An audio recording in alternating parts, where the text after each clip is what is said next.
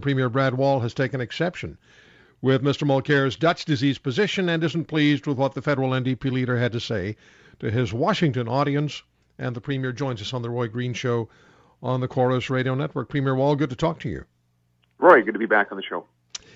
So do you get a feeling that Tom Mulcair stabbed both the government of Saskatchewan and the federal government in the back during his speech in Washington?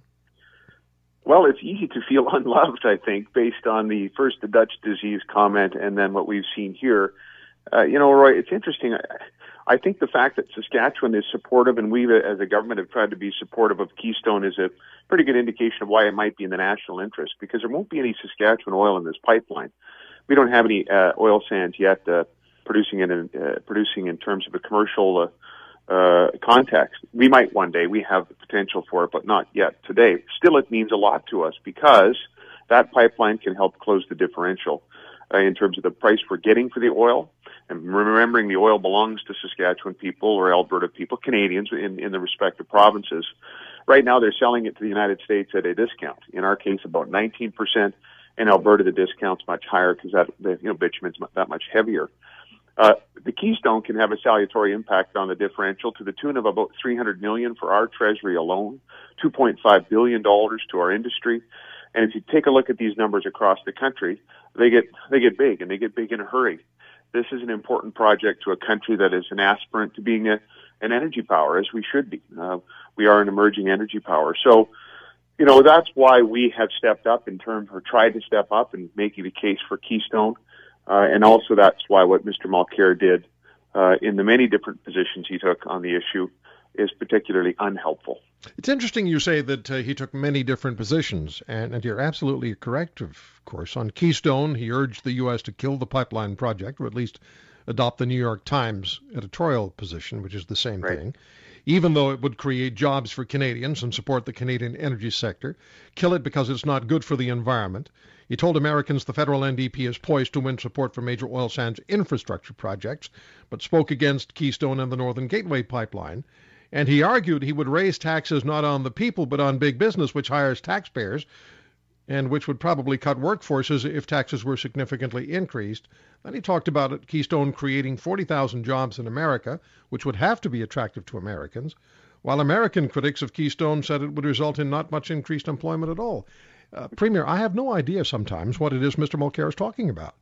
Well, he's on all sides of the issue, and he's on some sides I don't think that exist of this particular issue. Here's the challenge. If you support the New York Times editorial, it was basically in the name of the environment, in the name of climate, calling on the president to not approve Keystone. If you agree with that, then how can you say you're in favor of a west-to-east pipeline, as he said he was? If you don't want to move bitumen out of the oil sands because you think that's bad for the climate, and by the way, science doesn't back that up either, but if that's what you believe, if that's what Mr. Mulcair believes, how can he be in favor of a Canadian pipeline, a pan-Canadian pipeline moving the same oil, if he's worried about the climate issue? And in that context, he's opposing Keystone. It just doesn't make sense. And so then he'll make a bit of an economic argument when he's in Canada and say we need to add more value here, and we need to, we do need to move the energy from west to east. By the way, Roy, we need all of the above. We have a lot of oil. We have conventional oil where we're in Saskatchewan, we're the country's second largest producer of oil. We're home to a large part of the Bakken Formation. The U.S. Geological Survey says it's the largest conventional oil play in North America, bigger than Prudhoe Bay. We share it grudgingly with Montana, North Dakota, and Manitoba, but it's a big play, plus the oil sands. So we're an energy power. We need to move a lot of oil, and it's an all of the above situation. Move it south, move it west, move it east, upgrade it. It's all of the above, and that's something that I don't think Mr. Mulcair understands, or he does understand, but it doesn't necessarily fit his political priorities in terms of constituencies he's trying to appeal to.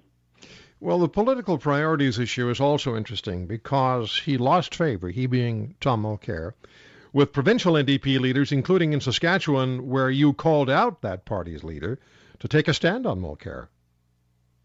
Well, we did. There's a brand new leader here, and he's finally come to the right decision. He originally wouldn't say what his position was. The NDP here had voted in our legislature in a debate around Keystone against it. It was a recorded vote. The new leader voted against it. Their whole caucus did. But now they've come to the right position. And I hope it underscores for Mr. Mulcair that it might not be very good politically for him to be playing one region of the country off against the other, especially when it alienates his own provincial counterparts in the West. Premier, is there any question in your mind that if Tom Mulcair and the federal NDP were elected to lead the national government of Canada, that he would virtually immediately and with intent take steps which would damage the economy of Saskatchewan and, by extension, the economies of Saskatchewan, Alberta, and British Columbia? Well, the devil will be in the details of policies they propose. He's talked, sort of in a general sense about internalizing the costs of the energy sector, and obviously that sounds a lot like a new tax enable for him to do that. One other point on this, Roy, the other thing he said when he was stateside is that Canadians are trying to play Americans for fools when we talk about our environmental record. I took particular exception to that because he will know that in this country the environment is a shared jurisdiction, and so provinces also have environmental measures. I think one of the first jurisdictions, if not the first, to actually put a price on carbon and not just talk about it was the province of Alberta.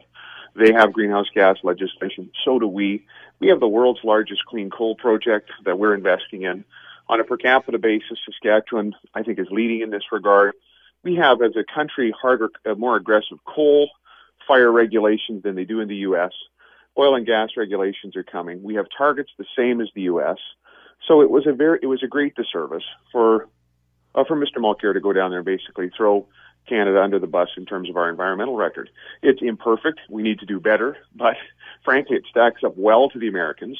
And if we make the point that we're doing these things, I think we give the administration more elbow room to approve the project, to approve Keystone. So, and by the way, back to your original question, I think the environmental policies that would come from an NDP government nationally will kneecap those parts of our Canadian economy that are ensuring that we're comparatively strong versus other economies in the world. Yeah. Well, Mr. Mulcair's record on environmental issues, as far as governance is concerned, can be traced all the way back to Quebec. And I tweeted yesterday that this is something that hasn't been talked about, at least as far as I could tell, or written about over the last several days. But we may want to remember that Tom Mulcair was the Minister of the Environment in the Charest government in Quebec until Mr. Charest fired him from that position, which caused Mr. Mulcair to quit both the party and the government in a huff. Sounds like an emotional guy trying to do business in a world which demands pragmatism. We just back to this issue of environmental policy and what it might do. Again, in Saskatchewan, we don't have any commercial oil sands projects underway, but we are in the natural resource business. We're in the agricultural business, and these are energy intensive businesses typically. And if Mr. Mulcair comes with a policy that fits at least his rhetoric on the environment, it isn't just oil and gas. It's the Canadian advantage we have in uranium that will be heard because it's a mining industry, not because uranium itself is it's a zero carbon source of energy. But it's what policies like that do to the overall competitiveness of our economy. It will hurt potash. It'll be hard on agriculture. Saskatchewan, we're in a great spot right now, not because of our government, but because we happen to have what the world wants, and the fastest growing economies on earth want food security and energy security. Those two things, those are the things that we can offer. But we need to do it in a competitive way. We need to make sure that, yes, what we're doing is sustainable, but that we're also competitive so that Canada, Western Canada, can continue to provide the economic opportunity in a world where economic opportunity is not the convention, it seems to be the exception. Yeah. Premier, I would say that your government had a lot to do with that. And the people of Saskatchewan obviously feel very comfortable and very confident in you as the Premier and your government because they elected you with a significant majority not so long ago. So please take some bows on that. And what happens in Saskatchewan, the success of Saskatchewan ultimately becomes the success of the entire country. Premier, I always enjoy speaking with you. Thank you very much for the time today. Thanks for your time, Roy. All the best. All the best. Premier Brad Wall from Saskatchewan.